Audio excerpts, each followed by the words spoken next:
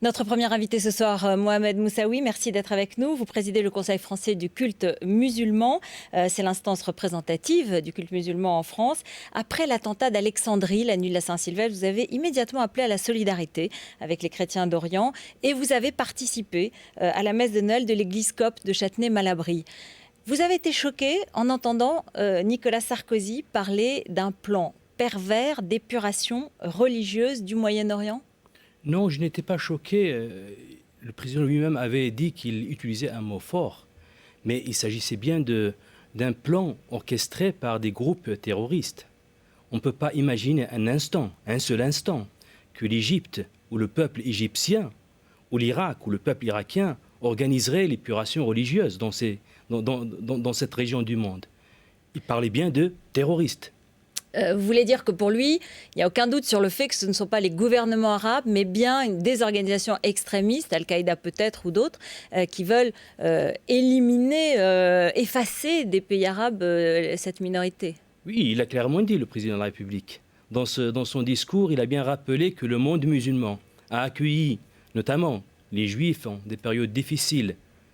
Le souverain chérifien marocain avait refusé d'appliquer les lois de Vichy, alors qu'il était sous protectorat. Je pense que le monde musulman a connu un vivre ensemble millénaire, où des traditions religieuses diverses ont vécu ensemble, je dirais, c'est pas côte à côte, mais ensemble, et ils ont laissé un héritage indéniable. Que dit le Coran exactement sur les chrétiens ? Pour dire simple, le prophète de l'islam, bien sûr le Coran, il parle des gens du livre, avec des règles de respect extraordinaires. C'est-à-dire l'Ancien Testament, le Nouveau Testament. Même en termes de discussion, lorsqu'on discute avec les gens du livre sur des questions théologiques, nous devrions le faire avec la meilleure façon qu'il soit. Et puis le prophète de l'islam, il était explicite quant à ce qui peuvent porter atteinte aux gens du livre. Il a dit clairement, celui qui porte atteinte aux gens du livre, c'est comme s'il porte atteinte au prophète. Et celui qui porte atteinte au prophète, c'est comme s'il porte atteinte à Dieu. Donc vous, évidemment, comme musulman modéré, vous êtes très choqué et vous avez exprimé votre solidarité. Est-ce que vous craignez que ces violences à l'égard des chrétiens d'Orient créent ou renforcent une certaine méfiance en France envers les Français musulmans ? Je pense que les extrémismes se sont toujours nourris mutuellement. Que les extrémismes qui soient dans le pays musulman qui s'attaquent à des chrétiens et qui se sont attaqués avant à des mosquées. On sait très bien qu'il y a des mosquées chiites et sunnites qui ont été cibles d'attentats.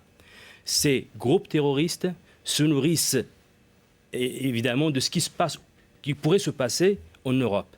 Ces sondages d'opinion qui montrent que les citoyens européens sont méfiants de l'islam, ces deux extrémistes se retrouvent et se rejoignent pour dire que finalement, les musulmans avec les autres traditions religieuses ne peuvent pas se vivre ensemble. C'est ça, c'est une interdiction à la cohabitation, une interdiction à la vie en commun. Et on fait tout pour que cette cohabitation ne soit pas possible. On monte le niveau de la tension et du conflit parce que les extrémismes ne peuvent vivre que dans des climats de tension et de conflit. Qu'est-ce que vous feriez, qu'est-ce que vous demandez ou qu'est-ce que vous proposez pour que ce climat de méfiance, vous évoquiez ce sondage, mais il y a eu aussi les discussions sur la prière dans les rues ces dernières semaines. Qu'est-ce que vous proposez pour que cette méfiance diminue ?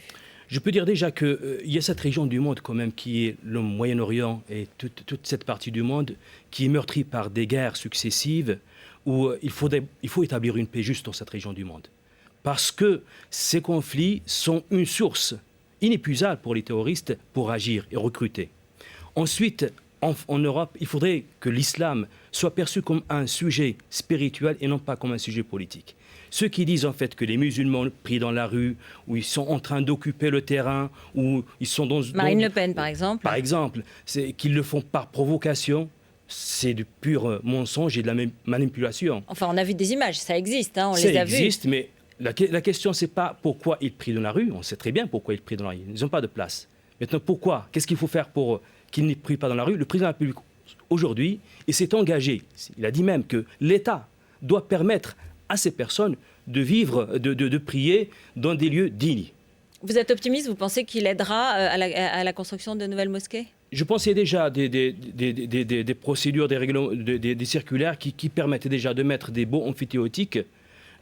D'ailleurs, ce n'est pas que pour les musulmans, mais pour les églises. Je pense même le grand bénéficiaire des baux amphitéotiques, c'était d'abord les églises. Les musulmans peuvent également bénéficier de cette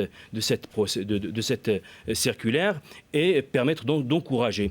Mais également aussi, je pense que le financement des lieux de culte doit être un sujet traité calmement, sans passion.